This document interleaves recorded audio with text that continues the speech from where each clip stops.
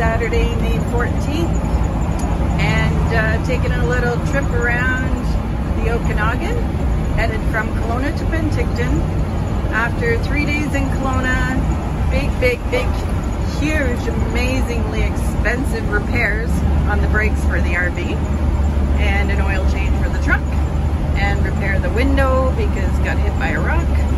And now here we are once again on this beautiful trek through the mountains, enjoying ourselves, getting from A to B, C.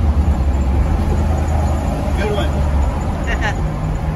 Actually headed for Burnaby today. Gonna camp one more night and tomorrow get on the ferry. That's the plan. As long as all goes well. Just had a little bit of a stressful morning trying to figure out how to avoid taking the Coquihalla, which we've heard is 40 kilometers straight uphill at a 10% grade, and then was it 40 kilometers down as well? Something like that. Anyways, a very steep grade going down, and we did not want to do that today.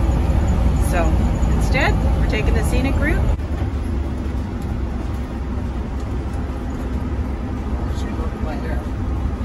I just love your hair, man. I tried to do it when I turned 50. I said, no, you got to be 60 to do it. Yeah.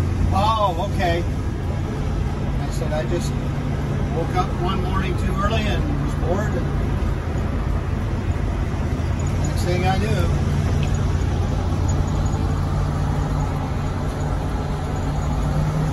that's funny. I went to sea cadets in Streetsville.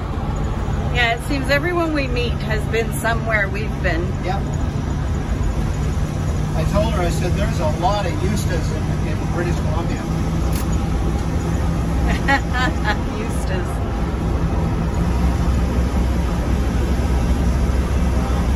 Oh, here come the big mountains. A little bit of snow on top. No turning left into the river. Okay.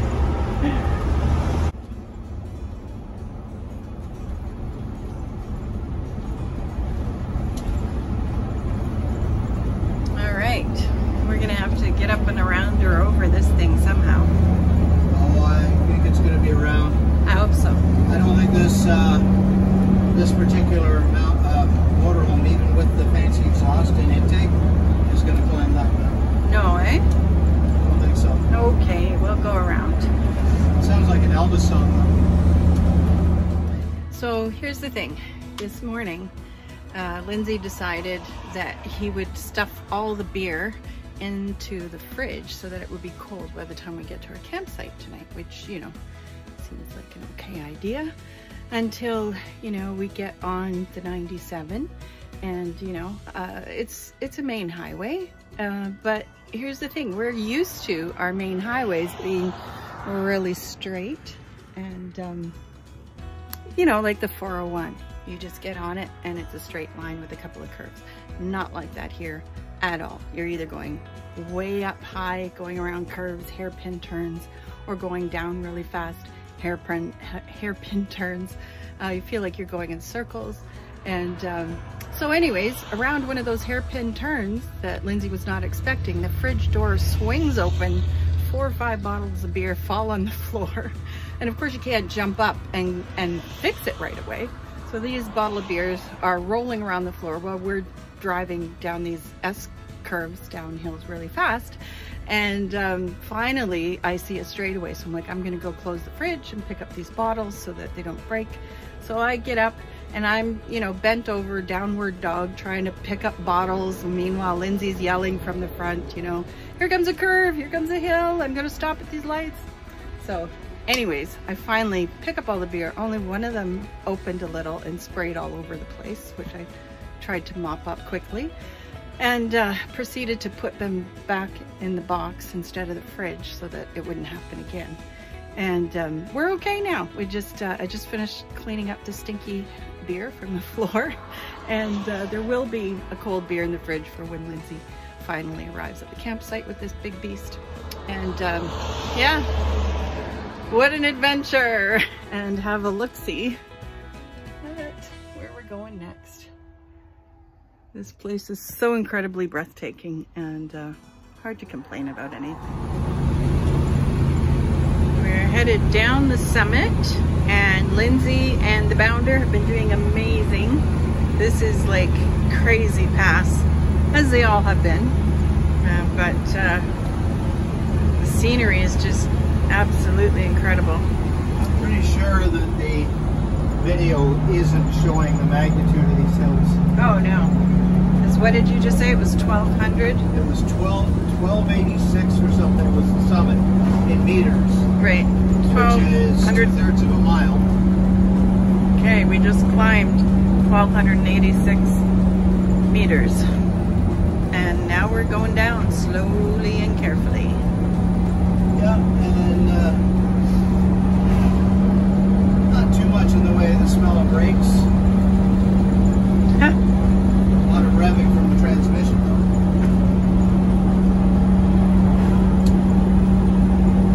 I know transmissions don't rev, but they do slow you down if you do it right.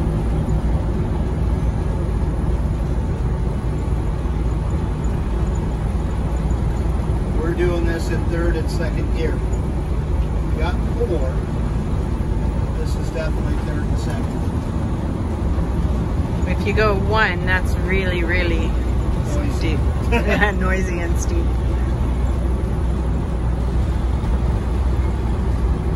Yeah, we've learned that if we come to the top of a hill and there's a sign that says trucks check brakes 2,000 or 200 meters, that we're up for a whole lot more of transmission gearing down and all that crap.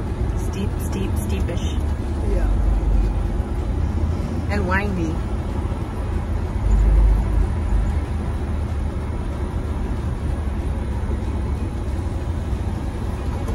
And yes, I'm going slower than I have to, but no, I appreciate it that. To tip over. I know. What a mess that would make. Well, we'd have to figure out where all our food was. Yeah. And the beer. Oh, definitely the beer.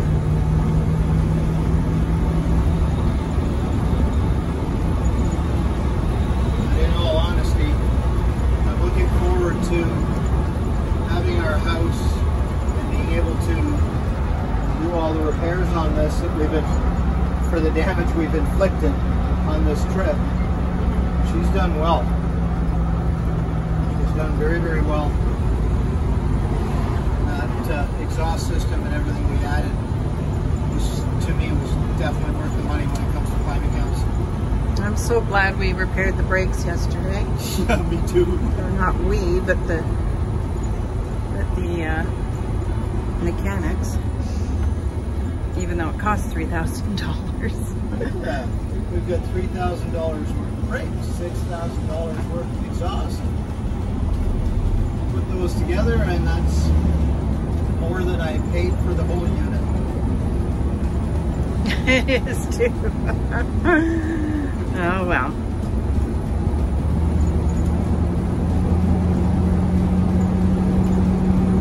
You know, we had no idea what we would be engaging coming this way. We knew it was mountains, but we had no idea what it was like in, you know, mile to mile or kilometer to kilometer. It's like God knew.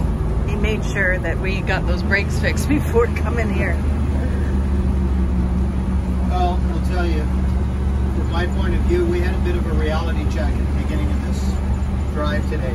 Yeah. You know, we've been smiling and we've been saying, oh, we can do this, but we don't know what happened. But we saw a car that had rolled at least twice. Yeah. And they had been just out doing something for fun because they had their boat behind them and the boat was all wrecked. And you know, we just know that we're closer to danger on these trips if we make a mistake than we were back in basically what now I would look at as fairly flat lands back in Ontario. Yeah. And you look at the situations we're in, and you realize that it's only one quick look at your phone or something like that, and you're finding the bottom of the valley, Yeah. really in a big, hard, and heavy way, you're not going to survive it. And look at these runaway lanes, eh? Like, that just shows. And I'm starting to smell the brakes. I smell the brakes too. Next chance we get, we're going to have to stop. Yeah. I'm sure. Even can't get the transmission down into first gear. No way. There we go.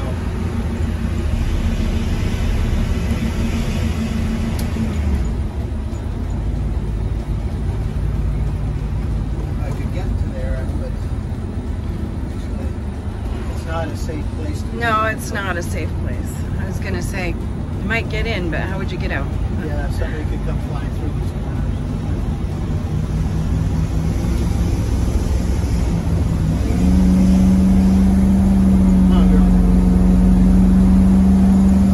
So here we are, somewhere between Princeton and Hope. There's our big bugaboo bounder, whose brakes are very, very hot. So we had to give her a little break because she's got brand new brakes and we don't want to wreck them again. so anyways, we're just in the mountains, and it's very, very hot out here. Temperature is probably like 23 degrees or something. And yeah, Lindsay's a little stressed, so good thing God's with us.